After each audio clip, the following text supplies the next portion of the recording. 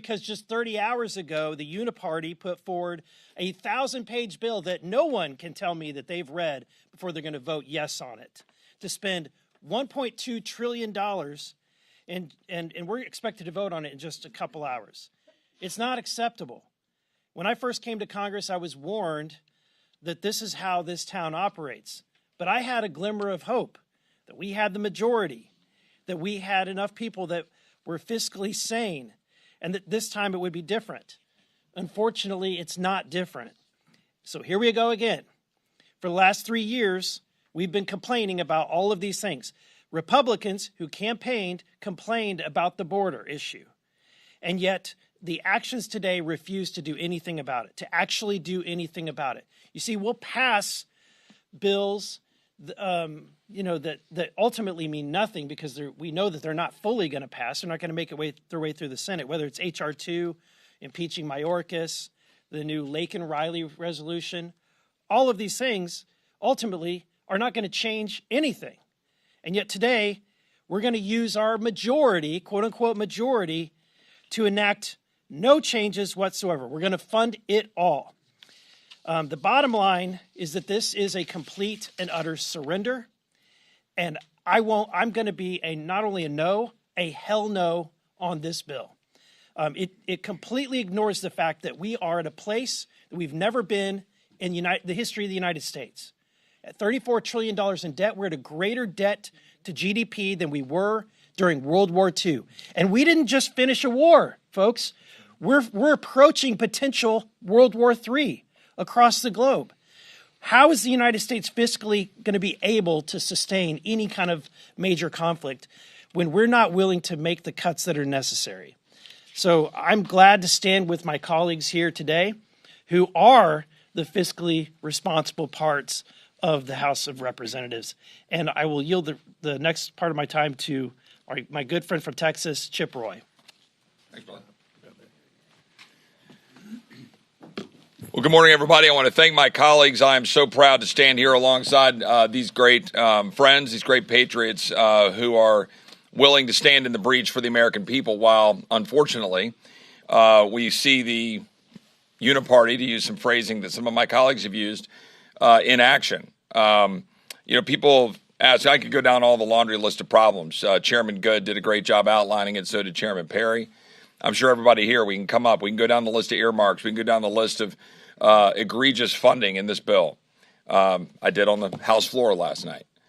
But the only thing that really matters here right now are the hardworking American people out there who are left holding the bag when the people that they send to Washington campaign on doing one thing and then come here and do the exact opposite.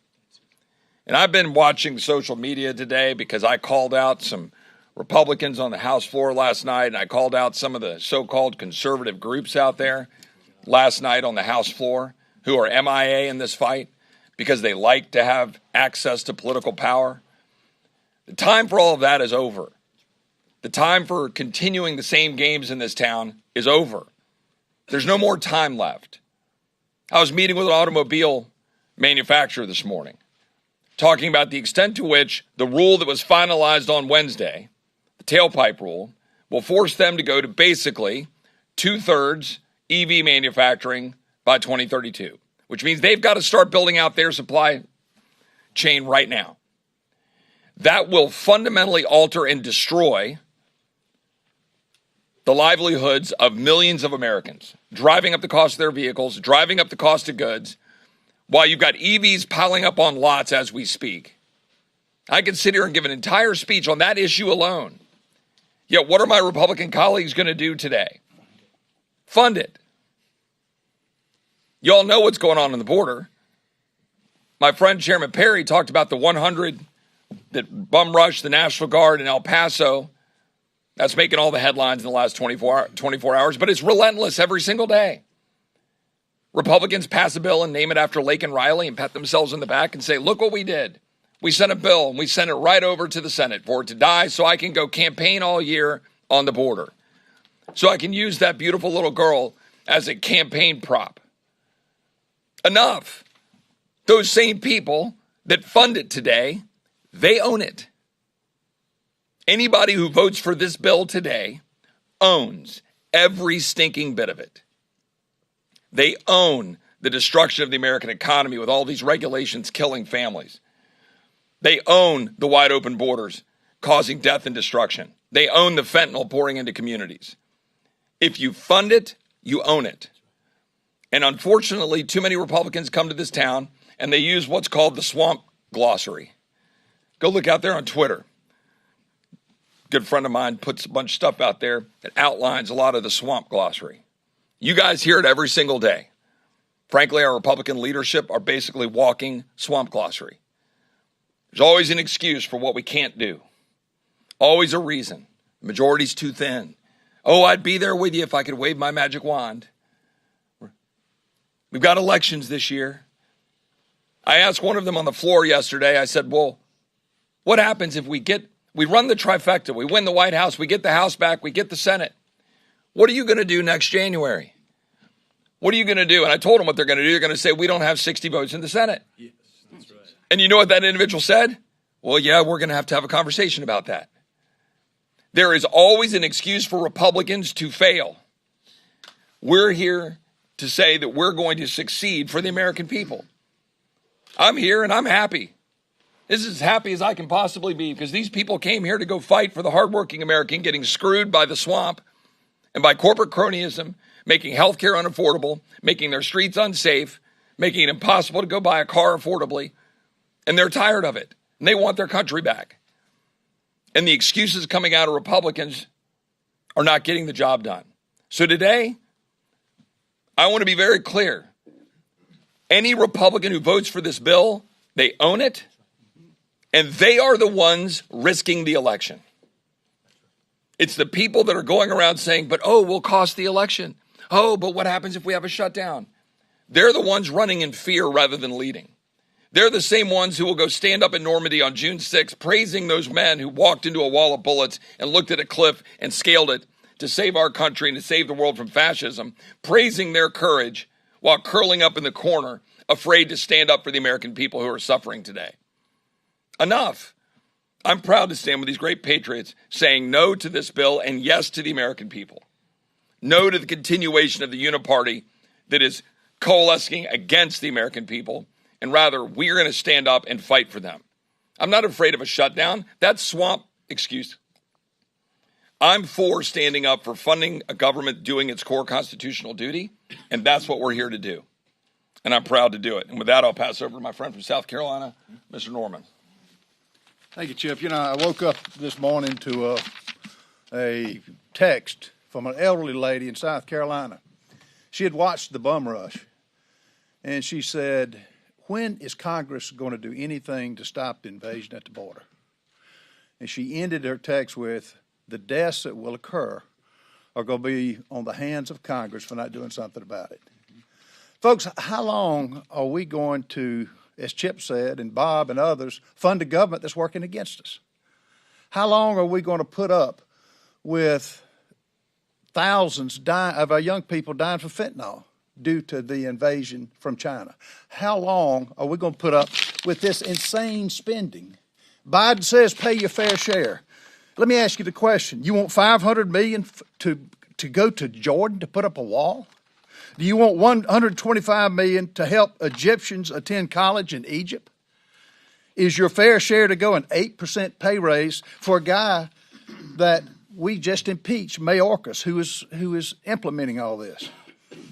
Do we want $286 million going to Title X funding, and as Bob said, to fund the abortion industry? Folks, enough is enough. And I'm proud to stand with these true patriots who are willing to take whatever comes. The bum rush, for each one of you in the media, it's coming to your city, to your county, to your state in a different form, but it could be that exact form. Now, what's the solution? You know, I've heard enough of we're going to lose the majority. We got the majority now. We act on the majority now, however the number. But now is our time to highlight anybody that signs this insanity. As Chip says, they own it. They own it with all this insane spending, which we get 24 hours to review, 1,000 pages. Would you buy a car with 1,000 pages that you don't review? Would you buy a toaster? Would you buy anything? No. Now, what's the solution? Here's what I'm calling on Speaker Johnson to do. And only he can do it.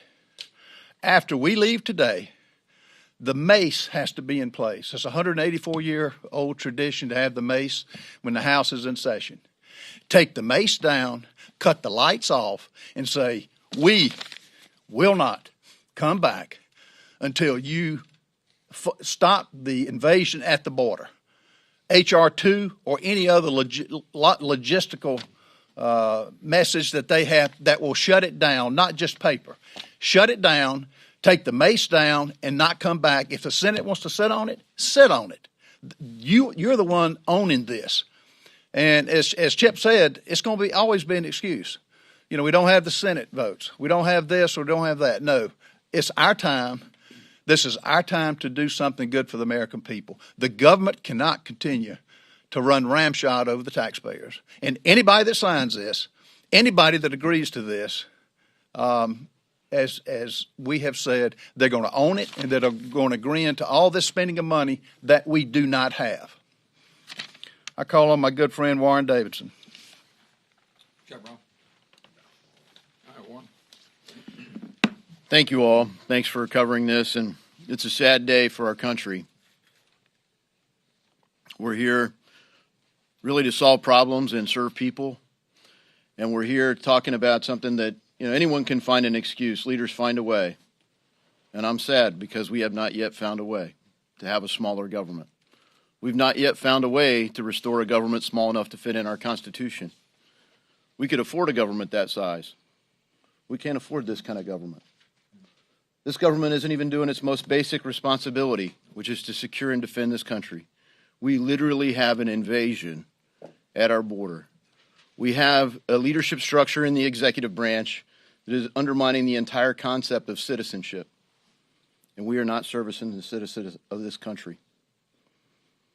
They're back home being buried by debt, buried by crime, buried by this invasion at the southern border, literally buried by fentanyl, all kinds of other drugs, suicide at record high levels, buried by endless wars, failing schools, corruptions. It's a fatal overdose of government. Yeah.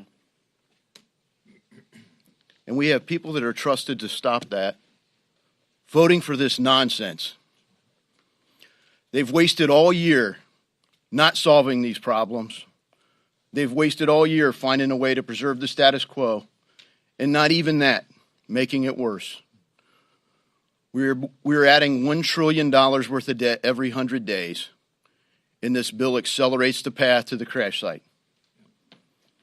Eventually, we'll arrive at it, and with the benefit of hindsight, a lot of these same people will stand around the smoldering crash site of our economy and our country, of our sovereign currency, the world's reserve currency, and they'll claim the problem was we didn't have enough government.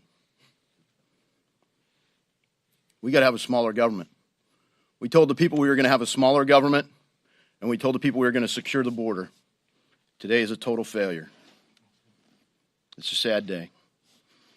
I'd yield to my colleague, Eli Crane. Joe Warren. I'll be brief. I'm definitely not as eloquent as many of my colleagues up here. First, I want to speak to the politicians up here that are going to vote for this. Like many of my colleagues have said, you own it. All the garbage, all the funding for borders overseas, but you won't lift a finger to stop the invasion at our southern border. Here's the deal, guys. The American people, though they may be busy running their businesses, raising their families, they are busy, but they're not dumb. And they are gracious. They don't expect us to win every fight. They know that we're outnumbered up here. But here's the deal. They do expect us to fight. And that is something that this party has refused to do time and time again. And it's one of the most frustrating things to be a part of. we know what the Democrats are going to do. They're going to destroy the country. They're driving us off the cliff at 95 miles per hour. Well, guess what? Our solution, the Republican Party, we're going to dial that down to 90 miles per hour, but we're still driving this thing off the cliff. Just we're backing it down a couple degrees, and it's pathetic. All right? Pick a principled fight. I don't know, maybe like the border invasion. I hear leadership say it's the hill we're going to die on. Really? Do you even know what that means? That means you got to take a hill and be willing to die on it. I don't see it. And until I see it, I'm not going to be like a lot of politicians up here and be a cheerleader for it. Because it's garbage and it's destroying this country. It's destroying the future for my kids and your kids. Now I want to speak really quickly to the American people. I know you're busy. I know it's hard out there. I know you're being killed by inflation. I know many of you have lost your kids to fentanyl. If you want to help us, start paying attention. And please quit sending politicians up here who come to your town, who come to your Lincoln Reagan Day dinner talking about fiscal responsibility, border security, and then they vote on this crap repeatedly. You can help us. Quit sending them up here, because in case you guys haven't noticed, we are radically outnumbered. It's always the same names. It's always the same names of people trying to stop it. And it's always the same names, unfortunately, who talk a good game in the media and back at home in their districts. And then they come up here and they vote for this crap, hoping that you don't pay attention. You can help us. Clearly, I'm a hell no on this bill. Thank you. Let's see. Mr. Ogles, you're next. Thanks, Eli. Good job. Well, thank you for being here, and thank you to my colleagues. At roughly 2:30 in the morning, 1,000 pages were dropped, over $1 trillion in spending. We're expected to vote on it without reading it. It was Nancy Pelosi who said you have to pass it to know what's in it. Yet this was Republicans pulling that crap. Now, some will say that the Republicans are in the majority in the House, but it's clear that the Democrats own the Speaker's gavel. Because this bill, it's not a Republican piece of legislation. It's keeping the border open. It's funding transgender kits and proms in the Northeast. It allows for gain of function research in China. Think about that for a minute. We're finally coming out of COVID. Our economy is still trying to revive itself. Families are hurting, inflation is high, and there's an allowance in this bill for gain of function research in China. What the hell are we doing? This is not a conservative piece of legislation. It's not a Republican piece of legislation. And you know what? Leadership's panicked because last night they didn't have the votes. And I don't know what they're going to have to sell or what they're going to have to trade to get there, but if this passes, no, they sold you out. They sold us out. And I, for one, am pissed. This bill, if passes, will likely determine who controls the House of Representatives. And this bill will most certainly determine who the next speaker is. I yield to the gentleman, Mr. Klein. Thank you. Thank you to the gentleman from Tennessee, and thank you, Chairman Good, for leading this. Well, we have officially have the swamp's recipe for the failing of the American people. A massive government funding bill, chock full of wasteful spending, harmful policies, and pork projects. Truly, and I mean truly, released in the middle of the night, as was mentioned, 2:30 in the morning, giving lawmakers a little more than 24 hours to read an over 1,000-page monstrosity, only to pass it under suspension of the rules, relying on more Democrat votes than Republican votes, in a House Republican majority. Just like the first package, the swamp's second half of the omnibus represents a total surrender by Republican leadership.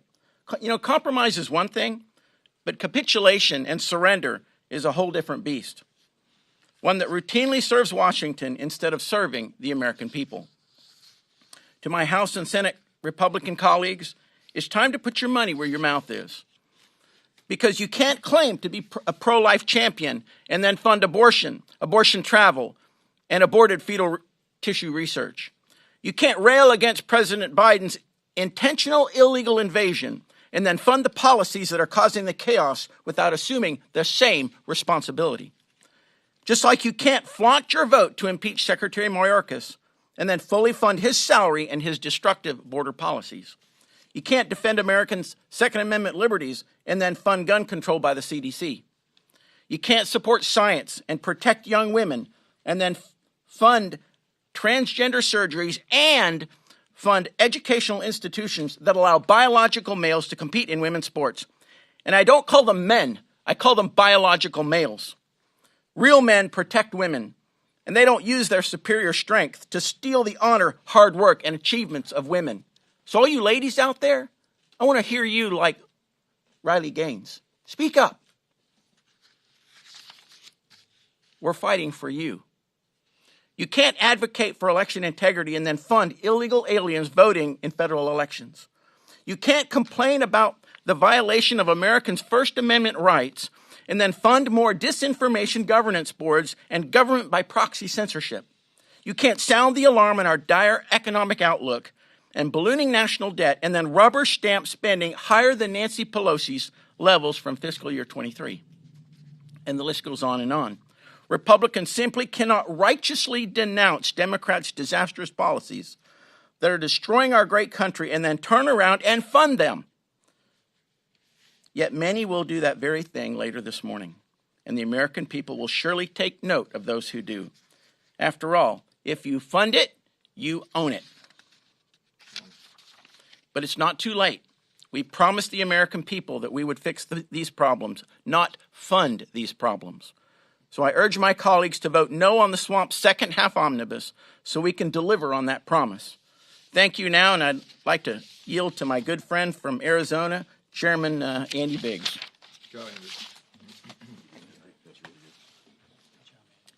Thank you, everyone, for being here, and I thank Chairman Good and Chairman Perry and my colleagues behind me.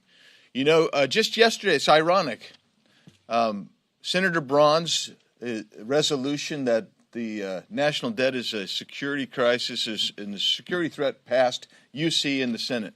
Of course it did. Ironic, isn't it? When I introduced that piece of legislation several years ago, there were $21 trillion in national debt.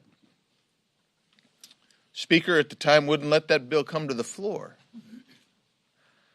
And now we're sitting at $34.5 trillion, rolling it up about $1 trillion every 120 days in national debt, new national debt. And the same yo-yos that just passed and acknowledged that a national debt's a security threat, they're going to take this package and they're going to pass it. That's what's going to happen unless sanity begins to rule. Now, if we take a look at the Budget Control and Impound Act, it requires 12 appropriation bills be passed in this body where the Constitution says we originate spending bills, and it gets to the Senate. We're supposed to get to the Senate by June 30th of every year. You know the last time that happened? Can you? You know, I had to give a prize. 1977. That's the last time that was done properly. And you know what? We were promised a little over a year ago when that speaker was brought in, he said, we're going to do those 12 spending bills, doggone it, for 2024. We're going to get them over to the Senate. That was one reason some of us acquiesced and said, well, okay, well, if we got a shot at it, we want to do it. We got one, and then he didn't transmit the bill. And now what we've got is we've got a speaker who says, we're going to have to, it's all we can do. This is all we can do. It's tough. We don't have enough. Well, what I say to the speaker, and I've told him to his face, and I say it again, is you know what? The American people, they're watching what we do. And they know something. If you surrender, you lose every time. But if you fight, you got a chance to win once in a while at least. I'm not saying we don't have a tough road because we've got, in name, we have a very slim majority. And in reality, maybe we don't even have a majority. But doggone it, fight! This is capitulation. This is surrender. Well, the reality of it is, these guys behind me, and the lady behind me, we're all together. Yeah, very good. I didn't forget you, Anna. We all know that this bill is chock full of crap, and you know it, and the American people know it.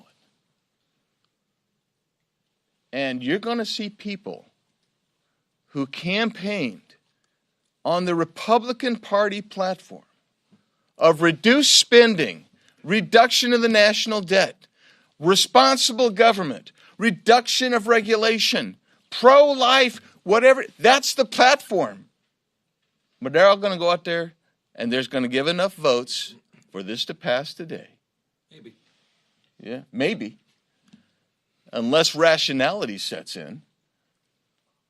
And if there's no rationality setting in, we're going to be adding to the national debt, and we're going to further the destruction of this country.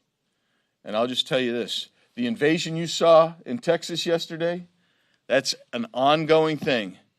Right. Don't tell me this is the hill you're going to die on, Mr. Speaker.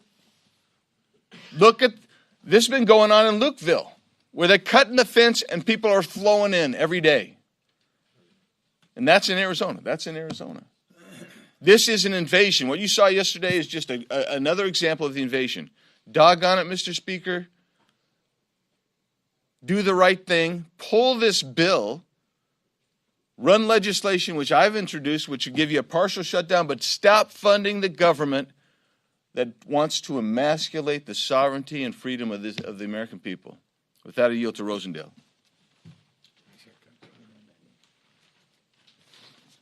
Thank you, everyone, for being here. And Chairman Good, thank you so much for organizing this press conference today. And I am really proud to be here with many of the same folks that you see standing on the floor or in this room and talking about what we need to do to rein in the size and scope of our federal government. I've got the unenviable position of being pretty much the last guy speaking, so all the points have been made. And what I would like to start off with is say, I concur. I concur with everything that has been said here. So what I'm going to go to is the process.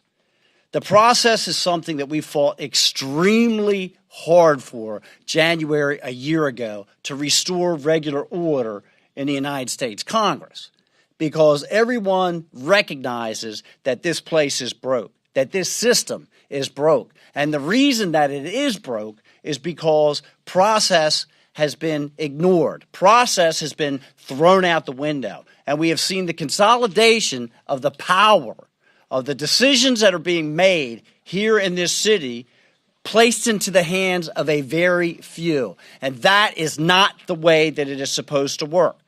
That is why we fought to get 72 hours notice for any legislation. That is why we fought to make sure that we had single subject legislation instead of these monstrous bills that contain so many titles and subjects and issues that people don't have the ability to separate out and let each one be considered on its own merits. And that is why we fought to have an open rule system so that we could have discussion, debate, collaboration, and amendments, not only in committee, but on the House floor. And all of that has been thrown out the window. You've got the leadership and the White House making decisions about how the entire country is supposed to be run, which leaves 450 people outside of the discussion. And that's not what the American people asked for. That's not what the American people elected. And so what I say is, if you have a bad process, then you're going to end up with a bad product. And folks, what you see on display today is Exhibit A. That's what it is. It's a very bad product. And hopefully, enough Republicans will gather up the courage to say, enough is enough. We're not going to watch our country be destroyed any longer, whether it's from the mounting debt or the invasion that's taking place on our southern border, and we will not support this bad product. Now, I will guarantee somebody in this room, when we go to Q&A, is going to say, but members, isn't there something that you like? Isn't there something good in this piece of legislation? Why could you vote against the entire thing? The only good thing that I have discovered so far is that it only has $2 billion worth of earmarks instead of the $12 billion worth of earmarks that were sandwiched into the last minibus. That's the only redeeming feature that I have found in it. With that, I turn over to my good friend, Mr. Burchett.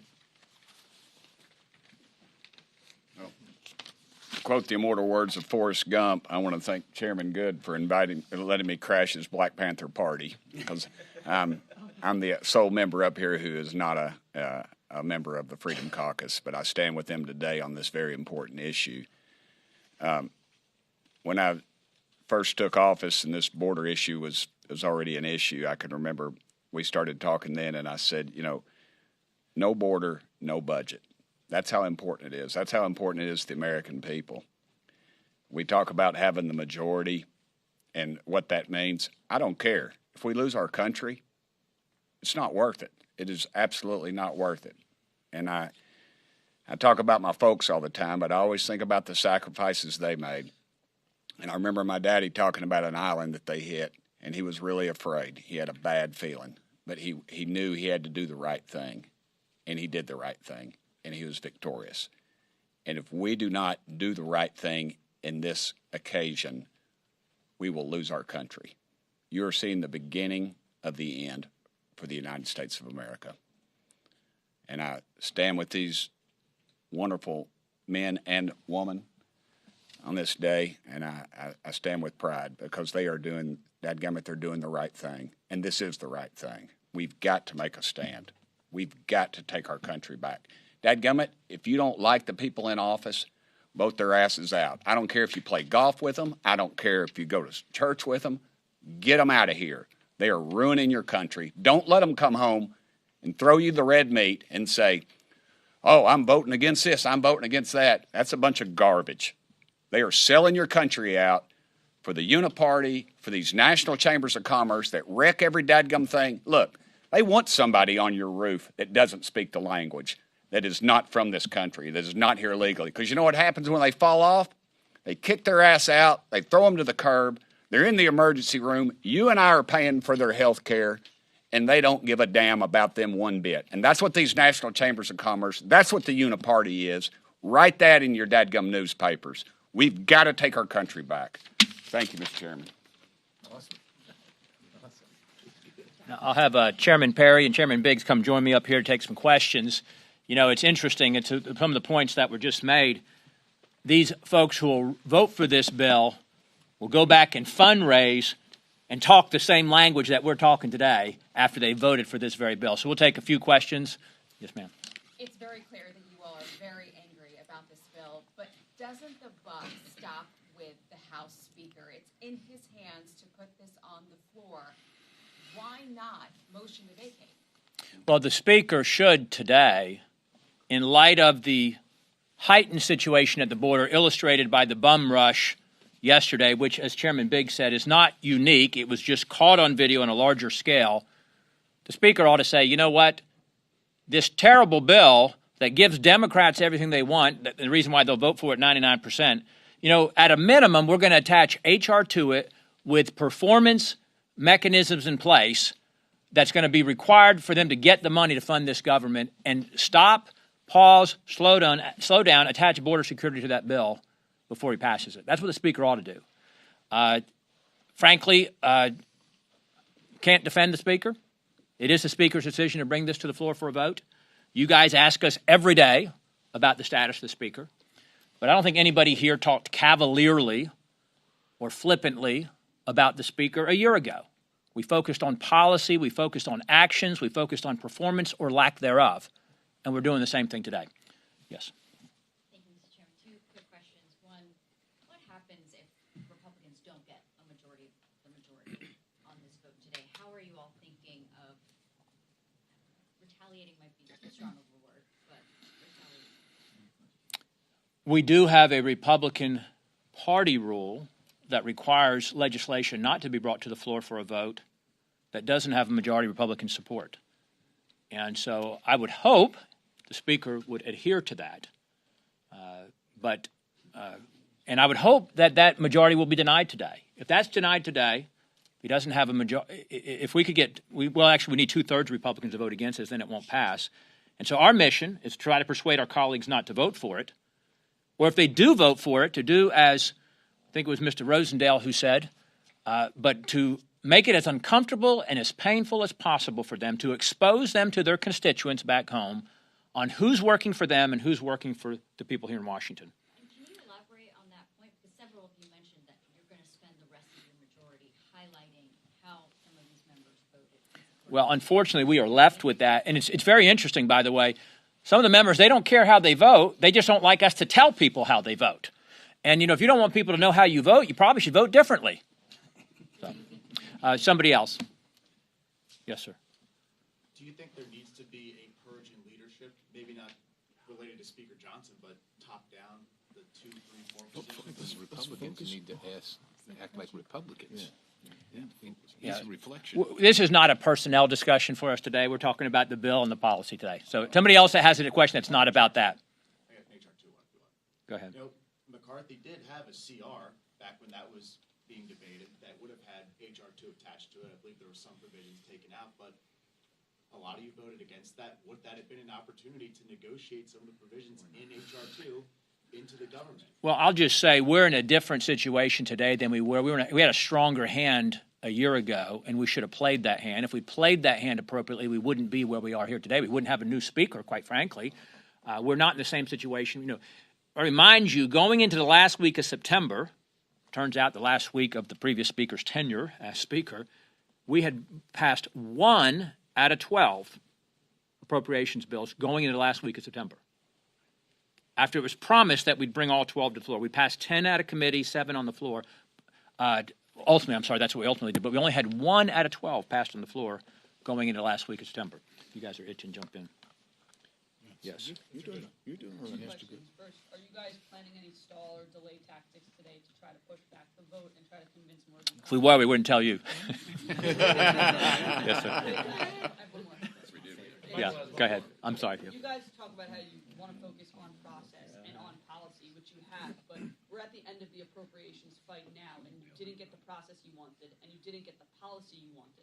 So shouldn't there be consequences in leadership for you not getting that as you're now at the end of the appropriations process? Well, I just say we have talked to leadership publicly and privately about the fact, what is the reason to have a different expectation as we approach fiscal year 25 funding deadline, which is September 30, 6 months from now? Think about it. That's 35 days before an election. One could imagine that Chuck Schumer in the Senate might just say, you know what, on our terms or nothing. And we might say, well, golly gee, we'd like to have things be different. Shucks. But we can't have a shutdown 35 days before the funding for the government expires. 35 days before an election. And what would prevent us from allowing the Senate and the White House to dictate how we fund the government for another 12 months based on the past history that we've seen since we've had the majority over these last 14 months? Yes, sir. Last question. Speaking of process, there's a lot of talk about appropriations bills, but never a budget resolution. Does the Freedom Caucus want the House to do that? Of course we want it. Why have we skipped that? Well, I'll remind you, one of the other promises made by the previous speaker, and I like putting that in front of his name, the previous speaker, was he promised to bring a balanced budget vote to the floor. Yep. Not to mention term limits, not to mention impeach Mayorkas, not to mention some other things, not to mention January 6 tapes being released. And again, he brought 1 out of 12 spending bills we passed before the final week of September. What was the question again? I'm sorry. Oh, yes. Our committee, the budget committee that some of us serve on, I know Mr. Norman serves on it with me and some of the others that are here, we have passed a balanced budget out of committee. We would like it brought to the floor to vote on. We would like to bring the RSC budget that many of us are part of, chaired by the budget task force chaired by Ben Klein, who's a member of the House Freedom Caucus. I served on that task force, which balances in 7 years. But I'll give you a comparison. Yesterday in our budget committee, we had Biden's budget director, which is a funny term for Biden, that he has a budget director, Shalonda Young. And now, mind you, she was coming to talk about Biden's proposed budget. That's why she was coming. So she had one job, come talk about that budget. And when I asked her how much the president's stated written budget that she was there to talk about, not a trick question, how much would it increase the debt by over the 10 years? She didn't know the answer to that question. She didn't know that it was $18 trillion to take it from 34 to 52 in 10 years without supplemental emergency extra spending. That's what Biden was projecting to do.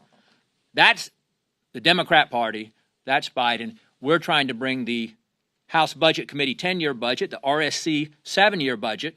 Heck, we would go even further. We'd do it a lot quicker than that.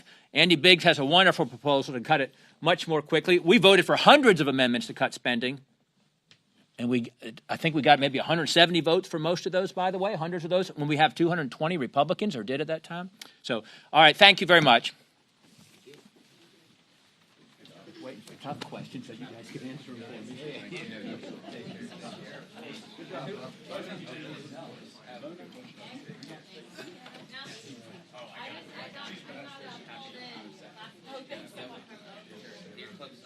know what y'all need.